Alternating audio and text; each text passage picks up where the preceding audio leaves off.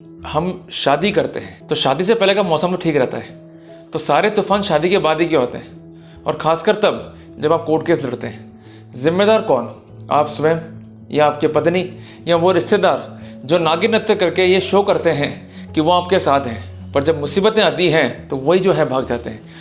Make no compromise in your child's education. Join the #1 school in Ajmer, Delhi World Public School. Admission open. Pre-nursery to class 9. साथियों नमस्कार, आज एक important topic पे मैं discuss के लिए आपके बीच आया हूँ। साथियों, जब भी हम शादी करते हैं तो शादी से पहले का मौसम तो ठीक रहता है, तो सारे तूफान शादी के बाद ही के होते हैं, और ख़ासकर तब जब आप कोर्ट केस लड़ते हैं। जिम्मेदार कौन, आप स्वयं या आपके पत्नी या वो रिश्तेदार जो नागिन नृत्य करके ये शो करते हैं कि वो आपके साथ हैं, पर जब मुसीबतें आती हैं तो वही जो है भाग जाते हैं। तो साथियों, आज का ये पीपीटी मैंने खासकर आपके लिए तैयार किया है, जिसमें हम जोर देंगे 3 बातों पे। सबसे पहली बात कि शादी से पहले ऐसा क्या होता है जिसके परिणाम शादी के बाद में आते हैं। नंबर 2, हम क्या क्या गलतियां कोर्ट केस में करते हैं, और तीसरा मोटिवेशनल पार्ट। आइए शुरू करते हैं आज का पीपीटी।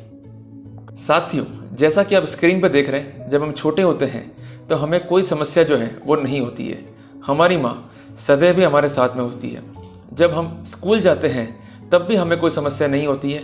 हम अपने सुखों को, दुखों को अपने सहपाठियों के साथ शेयर करते हैं। उसके बाद आती है कॉलेज लाइफ, वहाँ भी हम जो है एंजॉय करते हैं। समस्या कहाँ शुरू होती है कि जब एक लड़की हमारी लाइफ में आती है, और उसके बाद उस लड़की के साथ हमारी सगाई या रिश्ते की बात जो है होती है। साथियों, रिश्ते का जो पहला पड़ाव है वो है सगाई, जहाँ पर हम ऐसे ऐसे वादे कर डालते हैं जो हमें नहीं करने चाहिए। लोग कहते हैं इस देश के नेता झूठे हैं, इस देश के वकील झूठे हैं। मैं कहता हूँ कि इस देश के आशिक झूठे हैं, जो ऐसे ऐसे वादे कि मैं तेरे लिए चांद तारे तोड़ के ले आऊँगा, मैं तुम्हें ऑडी कार लेके दूंगा, हनीमून मलेशिया में होगा, एक्सेट्रा एक्सेट्रा। जब औकात ही नहीं है तो ऐसे वादे करते क्यों? जो हो सही बात बताऊँ ना, मैंने ये भी देखा है कि आज सोशल मीडिया पर दिखावे का चलन हो गया है। खुद के पास रिक्शा नहीं है, खुद के पास साइकिल नहीं है, पर खिंचवाएंगे फोटो ऑडी के बाहर खड़े होकर। ऐसा क्यों करते हो? आपको यह नहीं पता कि जो आप कर रहे हो वो सबसे बड़ी मूर्खता है।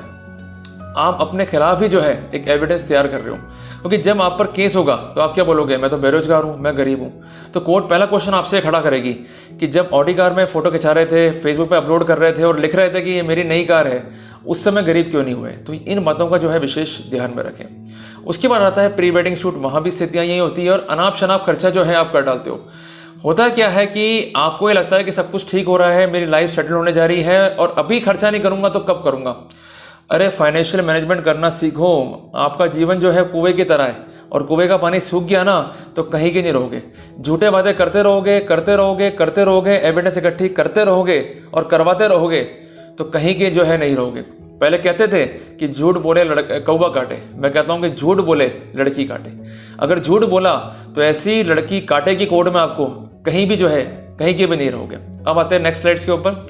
शादी जो है आदमी इसके बाद जो है करता है, ये सेकंड पड़ाव है। लोग कहते हैं कि आज मेरे यार की शादी है, तो मैं ये कहता हूँ कि ये शादी तो है, पर अगर आपने झूठ की बुनियाद पर शादी करी है तो ये शादी नहीं, बर्बादी है। और मुझे खासकर इस प्रजाति से सख्त नफरत है, जिसको आप स्क्रीन पर देख रहे हैं। ये नागिन डांस करने वाली प्रजाति किसी भी काम कर्म की नहीं है। ये आपके रिश्तेदार भी हो सकते हैं, ये आपके मित्र भी हो सकते हैं। शादी में खूब नाचते हैं, खाना खाते हैं, आपको भी नचवाते हैं, पर जब मुसीबत की बारी आती है तो ये लोग क्या बोलते हैं कि हमारा काम है सिर्फ डांस करना, मुसीबत में साथ देने का नहीं है। तो ऐसे निकम्मे लोगों के भरोसे क्यों शादी करते हो? इनको दफ़ा करो। शादी करनी है खुद की सोच समझ से करो, अपने बलबूते पे करो। अगर वास्तव में आर्थिक रूप से आप सक्षम नहीं हो या काबिल नहीं मानते हो तो पेरेंट्स के बलबूते पर शादी ना करें। झूठ बोलकर शादी करेंगे तो उसके परिणाम आपको ही जो है भुगतने पड़ेंगे। साथियों, आते हैं आप नेक्स्ट स्लाइड के ऊपर। जब आप जाते हैं हनीमून के ऊपर तो वहाँ भी जो है आप काफ़ी एंजॉय करते हैं, अनाप शनाप खर्चा करते हैं without having any care for the financial management. और वाइफ के दिमाग में एक थिंकिंग पैदा हो जाती है कि I could not live without your money my Honey. तो ऐसी फीलिंग्स जो है वो क्यों पैदा कर रहे हो? जो है सच्चाई बताओ। सच्चाई नहीं बताओगे तो किसी भी रूप में अपना वैवाहिक जीवन जो है आप नहीं जी पाओगे। अब आते हैं नेक्स्ट स्लाइड पे कि शादी में इतनी खुशी तो तलाक क्यों? साथियों, सबसे बड़ा कारण जो है तलाक का, मैं एक स्लाइड जो है आगे आ गया, इसको मैं पीछे ले लेता हूँ, कि प्रॉब्लम क्या है उसको पहले आप जो है समझें कि पति और पत्नी में जो है वो कमी हो रही है आजकल विश्वास की। दोनों में जो है एक दूसरे के प्रति समर्पण रहा ही नहीं है।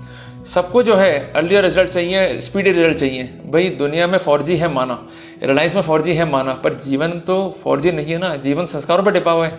अगर आप संस्कारों पे जो है जीवन नहीं जी सकते हैं, आपको जल्दबाजी है, तो शादी बिल्कुल ना करें। दूसरी बात है एक्स्ट्रा मैरिटल अफेयर। देखो सेक्सुअल इंटरकोर्स जो है शादी की बुनियाद है, और अगर आपको ये लगता है कि आपके शादी के बाद भी जो है मैरिटल अफेयर रहेंगे जो कि एक्स्ट्रा मैरिटल अफेयर की कैटेगरी में आते हैं, तो शादी बिल्कुल ना करें। ऐसा करके आप स्वयं का, अपने पति का या अपने उस बॉयफ्रेंड का, या ऐसी बात जो है लड़कों के लिए एप्लीकेबल है, आप तीनों जीवन जो है बर्बाद करने जा रहे हैं। अगर ऐसा लगता है कि आपका एक्स्ट्रा मैरिटल अफेयर रहेगा तो आप शादी बिल्कुल ना करें। तीसरी बात है लेक ऑफ अंडरस्टैंडिंग, जल्दबाजी के मरीज। सबको जो है ये लगता है कि आते ही पत्नी पे कब्जा कर लो, और पत्नी को लगता है कि आते ही जो है पति पे कब्जा कर लो। अरे आपस में क्या कोई चाइना हिंदुस्तान का युद्ध खेल रहे हैं क्या हम? पति पत्नी है, एक रिश्ते की बुनियाद है, विश्वास पर रिश्ता जो है वो टिका हुआ है। अगर ये नहीं कर सकते हो, जल्दबाजी के मरीज हो, तो शादी बिल्कुल ना करो। सबसे इंपॉर्टेंट बात सेल्फिशनेस, कि हर आदमी जो है वो सेल्फिश हो गया है। एक बार मुझे एक बात याद आती है कि एक लड़के ने जो है टिकट बुक कराई, और टिकट वालों का जो है फ़ोन घर पर आता है, और फ़ोन को जो है पत्नी उठाती है, और वो कहता है कि आपके पति ने जो है मम्मी की टिकट बुक कराई है। पत्नी गुस्सा हो जाती है कि मम्मी की टिकट क्यों? क्योंकि मम्मी से जो है उसका वैर है, सास से जो है उसका वैर है। तो इस इंप्रेशन में जो है पति से जो है वो झगड़ा कर लेती है। उसे बाद में मालूम पड़ता है कि जो टिकट बुक हुई है वो उसकी स्वयं की माँ की बुक हुई है। तो वहीं पत्नी का जो है एटीट्यूड चेंज हो जाता है। तो सेल्फिश ना रहें, हर परिस्थिति में अपने परिवार का ध्यान रखें। आप बहू के रूप में भले ही वहाँ जा रहे हैं, पर बेटी बनने की जो है कोशिश करें, क्योंकि अगर आपका रवैया जो है बहू की तरह रहेगा और आपके जो घर वाले हैं, ससुराल वाले हैं, उनका रवैया ससुरालों की तरह रहेगा, तो किसी भी रूप में सुखद वैवाहिक जीवन को हम जो है नहीं जी पाएंगे। तो यहाँ पर सास को भी अपनी हैबिट सुधारनी पड़ेंगी, बहुओं को भी जो है अपनी हैबिट सुधारनी पड़ेंगी, और सेल्फ ईगो छोड़कर एक दूसरे को कोऑपरेट करें, एक दूसरे का साथ दें, इस पर जो है हमें एम्फेसिस करना होगा। फिर आ रहा मनी ग्रिड, पैसा किसको नहीं चाहिए, पर इसका मतलब तो ये नहीं है ना कि अपने संस्कारों को जो है हम खो दें। आज पैसा कमाना मैं समझता हूँ कि नीड है, पर इतनी भी नीड नहीं है कि हम संस्कारों को जो है वो खो दें। तो पैसे के चक्कर में रिश्तों को खराब करेंगे तो वहाँ पर कभी भी अपना जो है घर आप नहीं बसा पाएंगे। और सबसे इम्पॉर्टेंट प्रॉब्लम कि हमें हमारा जीवन साथी जो हमें चाहते थे, जो हमारा मनपसंद था, हमें नहीं मिला। अक्सर पिटिशन में देखता हूँ कि ये बातें जो है लिखी हुई होती हैं, ये हिंदुस्तान में एक कॉमन प्रॉब्लम है। तो मेरा ये कहना है कि अगर आपने जीवन साथी चुना है, उससे शादी करी है, तो उसको निभाएं, तोड़े नहीं। घर टूटेगा दोबारा आसानी से नहीं बचता है, कई लाखों रुपए जो है खर्चे इसमें हो जाते हैं, कई पीढ़ियां जो है बर्बाद हो जाती हैं। तो कुल मिला के डिसीजन सोच समझ के लें, जल्दबाजी ना करें। शादी कोई मोबाइल खरीदने का खेल नहीं है, ये गुड्डा गुड्डी का खेल नहीं है। शादी आपके जीवन का जो है एक डिसीजन है। डिसीजन गलत ले लिया तो उसको वापस से जो है आप रेक्टिफाई नहीं कर पाएंगे। और आखिरी तो प्रॉब्लम है कि जो लड़की और लड़के घर वाले जो है उनका दखल रहता है। अरे लड़की अपने पीयर में है 24 साल तक, 25 साल तक, 26 साल तक, शादी की उम्र तक आराम से वो घूम रही है, स्कूटर पे घूम रही है, जीन्स टी शर्ट में घूम रही है, और आते ही सास ने तो लुगड़ी पहनो, साड़ी पहनो, कैसे काम चलेगा बताओ? अगर चाहते हो घर बसाना तो ऐसे हरकतें क्यों कर रहे हो? थोड़ा सा लड़की को आओ, लड़की थोड़ा घर में आइए, एडजस्ट करेगी, अपने आप को बदलने की कोशिश करेगी, सब काम इजीली हो जाते हैं। जब सरकार को मौका देते हो 5 साल का, तो लड़की को मौका जो है आप क्यों नहीं दे रहे हो 5 साल का? वो अपने आप को एडजस्ट नहीं कर पाती है तो फिर स्थितियाँ अलग है, पर जब एडजस्ट करने का आपको टाइम ही नहीं दे रहे हो, आते ही डिमांड शुरू, तो कैसे घर जो है बसेगा? तो आप अपने आप को जो है कंट्रोल करें। और यही बात जो है लड़कियों के लिए एप्लीकेबल है। आते ही सोचती हैं पति पे कब्जा कर लें, सास ससुर गए भाड़ में, इनको छोड़ देंगे वृद्धाश्रम में। अरे तो पति पे कब्जा करने की जरूरत ही क्या है? आप विश्वास रखें अपने आप पे, अपने प्यार पे जो है विश्वास रखें, और अपने प्यार से जो है सबके दिलों पे जो है कब्जा करें। सिर्फ एक के दिल पे कब्जा करने से कुछ नहीं होगा। और सबसे आखिरी बात है कि जो आपके रिश्तेदार हैं, जो जहरीले किस्म के हैं, उनसे दूर रहें। क्योंकि ऐसा देखा गया कि घर में अमूमन मासी है, फुफ्फड़ है, जो दूर के रिश्तेदारी में आते हैं। कई लोग आते हैं ऐसे जो बिल्कुल ऐसी स्थिति में आ जाते हैं कि शादी अच्छी कैसे हो गई, ये घर बर्बाद करना है।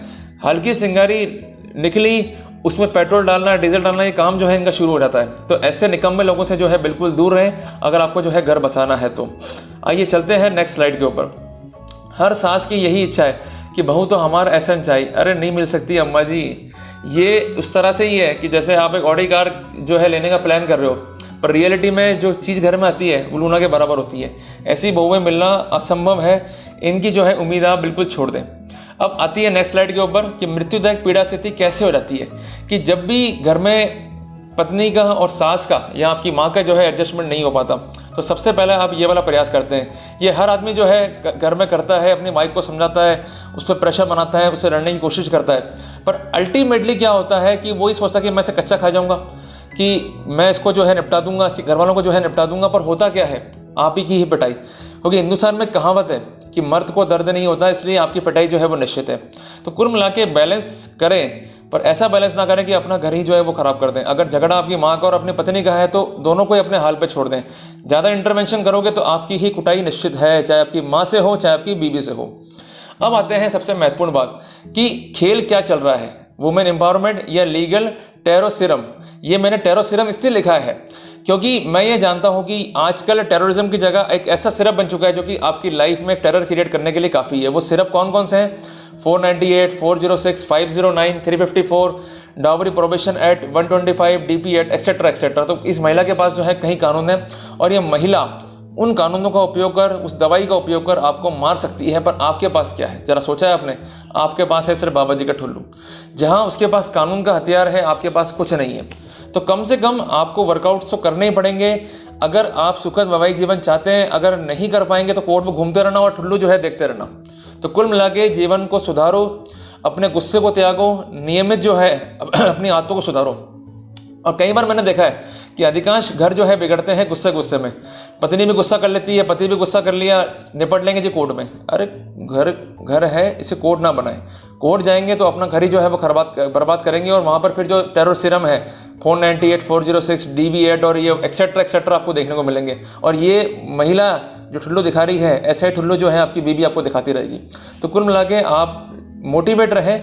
मैं एक पर्सपेक्टिव में ये भी कहना चाह रहा हूँ, पर दूसरे पर्सपेक्टिव में ये भी कहना चाह रहा हूँ कि आप ऐसा कोई काम ना करें कि आपको जो है चक्कर कोर्ट के काटने पड़े। और अगर ऐसा लगता है कि वास्तव में जो है अन्याय हुआ है तो वहाँ पर लड़ना कैसे है, इस ठुल्लू को जो है साफ कैसे करना है, ये भी मैं आपको सिखाऊंगा और डिस्कस करूँगा आगे आने वाली स्लाइड्स के अंदर। पर ये डिपेंड करेगा इस वीडियो के रिस्पॉन्स पे कि वीडियो आपको कैसा लगा। आप मुझे कमेंट करके जो है वो जरूर बताएं। आप चलते हैं नेक्स्ट स्लाइड के ऊपर कि गलत लड़की या लड़का जिंदगी में आ गया तो क्या हो सकता है, कितने परिणाम जो है हमें भुगतने पड़ सकते हैं कि आपकी मैरिज जो है वो स्पॉइल्ड हो गई। उसके बाद काउंसिल की फीस जो है आपको बियर करनी है, ट्रैवल एक्सपेंसेस जो है बियर करने हैं, मेंटेनेंस जो है आपको बियर करना है। अगर आप लड़का है, लड़की को मेंटेनेंस देना होगा और ये सब मिला के कई बार खर्चे आपके लाख तक और कई बार करोड़ तक भी जो है वो पहुंच जाते हैं। इसके अलावा पुलिस का हैरेसमेंट, कोर्ट का हैरेसमेंट, डिप्रेशन या फीलिंग टू कमिट सुसाइड भी हो जाती है। और सबसे महत्वपूर्ण बात कि नागिन डांस करने वाले वो नालायक रिश्तेदार भी आपको ताना देना शुरू करते हैं। मतलब हेल्प तो करने आएंगे नहीं आपकी, अरे फला की लड़की तो घर बैठ गई, फला का लड़का तो घर बैठ गया, उसके घर में डिवोर्स हो गया, अरे सुनती हो संता, सुनती हो बनता, सुनती हो मनता, ये तमाशा मचाने आएंगे। तो ऐसे लोगों से दूर रहो, अपने जीवन को सुधार लो। नहीं सुधारोगे तो ये पड़ाव तो आपको जो है फेस करने पड़ेंगे। और मैं छोटी सी बात कहना चाहूँगा कि लड़कियों को और लड़कों को खूब मजा आता है केस लड़ने के अंदर। अरे अपना समय और पैसा क्यों खराब कर रहे हो? अगर जीवन ईश्वर ने दिया है तो किसी का भला करो। लगता है कि हम मैरिज के लिए कंपेटेबल नहीं है, हमें तो अपनी लाइफ जीनी है, हम कॉम्प्रोमाइज़ नहीं कर सकते हैं, तो मत करो ना शादी। किसने कहा है? पर क्यों अपनी जीवन खराब कर रहे हो? क्यों दूसरे का जीवन खराब कर रहे हो? क्यों दो परिवारों का मिलन खराब कर रहे हो? तो थोड़ा सा हैबिट डालो अपने आप को सुधारने की। आते हैं नेक्स्ट स्लाइड की तरफ कि हमें क्या क्या प्रिकॉशंस जो है लेने हैं अगर ऐसी समस्या हमें दिखती है कि चलते फिरते अपना केस डिस्कस ना करें। यूजुअली क्या होता है कि चलते फिरते आप केस डिस्कस करते हैं, आपको ये नहीं पता कि आपका डाटा कहाँ जा रहा है। घर में कोई भी आ गया, जी जिया जी आ गए, फुफड़ जी आ गए और मामा जी आ गए। और मैंने देखा कि हिंदुस्तान में हर आदमी वकील है, हर आदमी जो है डॉक्टर है। चलते फिरते लोगों से राय लोगे तो हमेशा ही दुख पाओगे। एक्सपर्ट से राय लो, लेनी है, या फिर अपने बुक्स को जो है रिसर्च करो या उस पर जो है वर्कआउट करो, तो आपको जो है एक इफेक्टिव रिजल्ट जो है जल्दी मिल सकता है। दूसरी बात, फ्री की एडवाइस लेने की आपकी हैबिट। जगह जगह फ़ोन ठोकते रहेंगे, मैसेज चैटिंग करते रहेंगे और एडवाइस लेते रहेंगे। फ्री की एडवाइस उतनी ही घातक है जैसे अपने हाथ से अपना गला दबाना। मत लो भैया, मरे जाओगे। सबसे इंपॉर्टेंट बात, अपने केस पर फोकस करें। मैं बार बार कहता हूं कि केस लड़ना आसान है अगर आप केस को समझ कर लड़ते हैं। पर एक बात मैं कह दूं कि वकील के भरोसे केस लड़ सकते हो, जीत नहीं सकते हो। ये आज का गुरु मंत्र है, बांध लो। आप वकील के पास जाओगे, केस दे आओगे, फीस दियाओगे, ठीक है दियो। वकील साहब भी आपको चाय पिला देंगे, अच्छी अच्छी बातें करेंगे। अल्टीमेटली आप भी केस को भूल गए, वकील साहब भी भूल गए।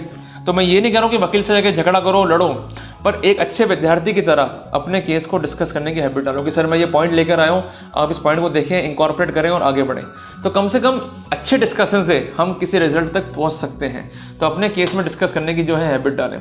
और आपको मैं बताऊँ, कोर्ट में जाना कितनी बार पड़ेगा? साल में 6 बार, 7 बार, 8 बार। वकील के ऑफिस कितनी बार जाना है? साल में 6 बार या 7 बार या 8 बार।